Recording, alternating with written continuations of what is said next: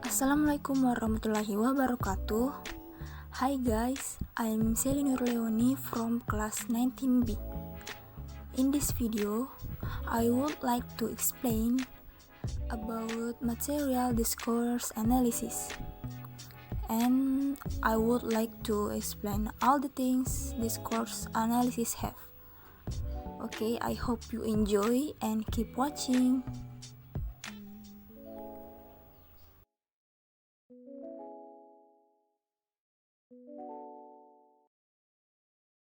Discourse analysis focuses on knowledge beyond the word, clauses, phrase, and sentence that is needed for successful communication. Looks at patterns of language across texts and considers the relationship between language and the social and cultural context in which it is used.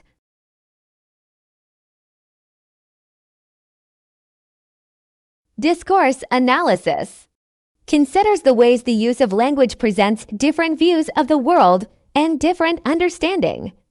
Examines how the use of language is influenced by the relationships between participants as well as the effects the use of language has upon social identities and relations.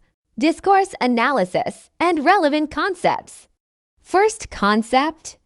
Second, pragmatics. Third, cultural ways of speaking and writing. And for communicative competence. Next is language context. The runway is full at the moment. 1. Air traffic controller says it to a pilot instruction. 2. A woman says it to her friend waiting someone to pick up. Simple statement. Discourse analysis is the language in use.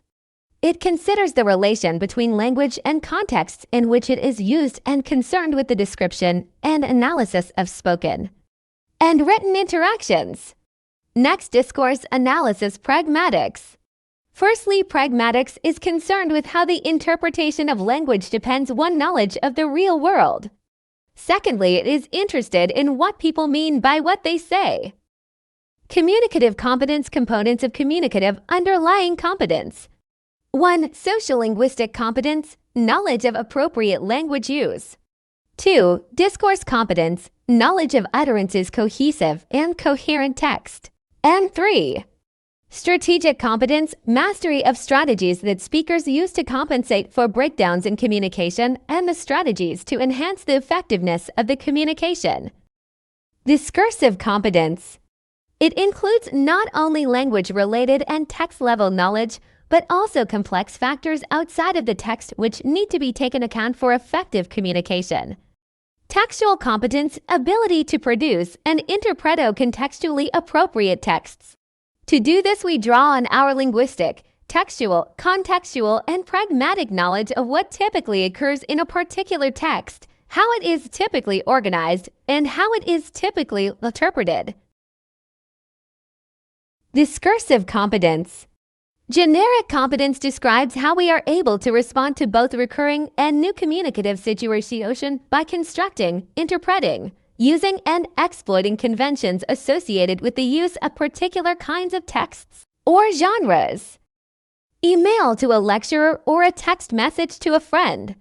Social competence describes how we use language to take part in social and institutional interactions in a way that enables us to express our social identity within the constraints of the particular social situation and communicative interaction. Discourse as the social construction of reality. 1. Texts are embedded in social and cultural practices. 2. Discourse is both shaped by the world as well as shaping the world. 3. Discourse is shaped by language as well as shaping the language that people use. 4. Discourse is shaped by the discourse that has preceded or follow it.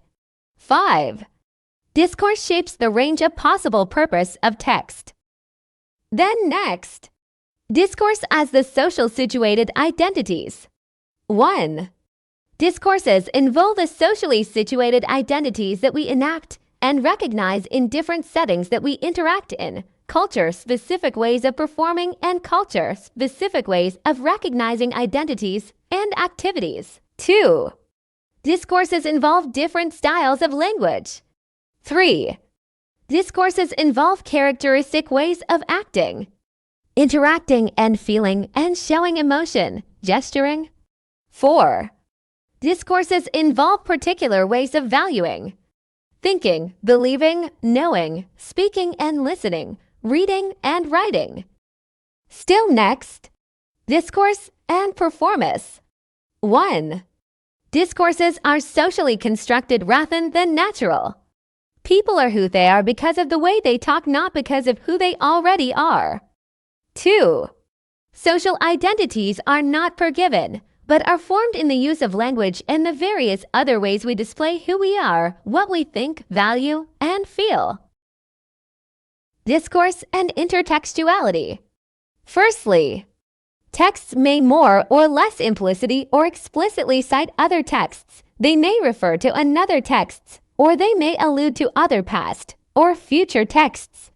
Secondly, all texts are intertextual relationship with other text.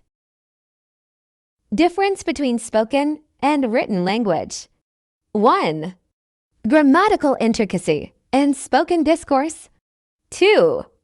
Lexical density in spoken and written discourse. 3. Nominalization in written and spoken discourse. 4.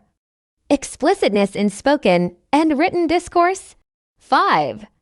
Contextualization in spoken and written discourse. 6. The spontaneous nature of spoken discourse. 7. Repetition, hesitation, and redundancy in spoken discourse. Grammatical intricacy in spoken discourse. Written language is more structurally complex and elaborate than speech. Halliday 1989 argues that spoken discourse has its own complexity.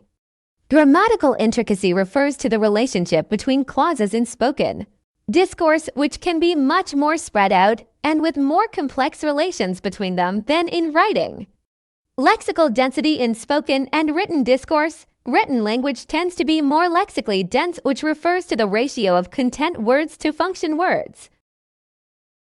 Nominalization in written and spoken discourse. There is a high level of nominalization in written texts. Actions and events are presented as nouns rather than as verb. They also include longer noun groups. Explicitness in spoken and written discourse. Writing is more explicit than speech. This depends on the purpose of text and again is not absolute. Contextualization in spoken and written discourse. Writing is more decontextualized than speech. This view based on the perception that speech depends on a shared situation and background for interpretation, whereas writing does not depend on such a shared context. Spoken genres determines it. For conversations, yes, and for academic lectures, no. And that's all the material I explain about discourse analysis. I hope will be useful, and I'm sorry if I made a mistake. Thank you so much.